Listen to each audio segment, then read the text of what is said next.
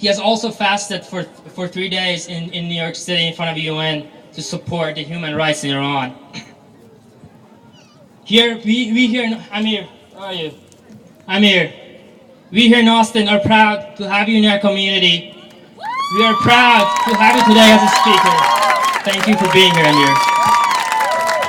Big round of applause for him.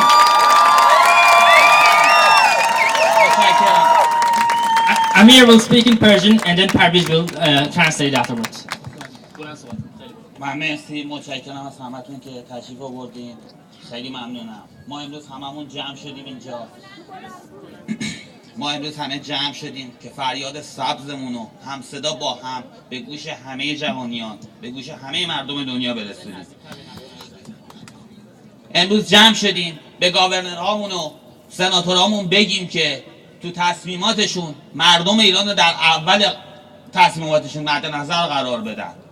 ما امروز همه جمع شدیم که بگیم اونایی که تو ایران هستن بدون پشتیبان نیستن. ما باید بازم تو صدر اخبار صدامون رو نگه داریم که تا وقتی که صدای ما تو صدر اخباره مردم اون شکنجهگرا سکوت خواهند کرد و نخواهند تونست که بیشتر از این به مردم ایران فشار بیارن. خیلی از شما شاید بگین که چرا، با چه کمکی ما میتونیم بکنیم وقتی اینجا جمع شدیم.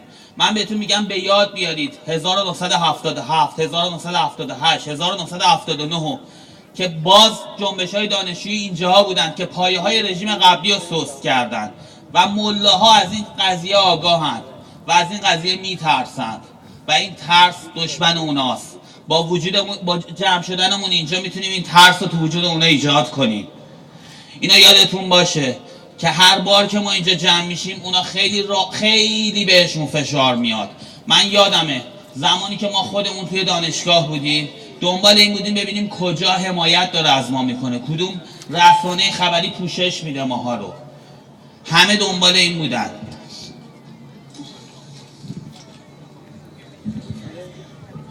وقتی رسانه ها ماها رو اونایی که تو ایرانن رو پوشش میدن، اونها امید پیدا میکنن. خیلی از شما با اونایی که تو ایران هستن در تماسید.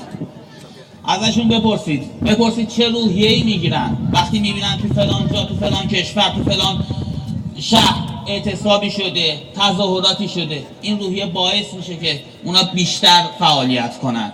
پس خواهش میکنم که با تجمعاتون ادامه بدید و بذارید که روحیه زیادی اونا بگیرن و در صدر اخبار همیشه بمونید. تشکر میکنم ازتون.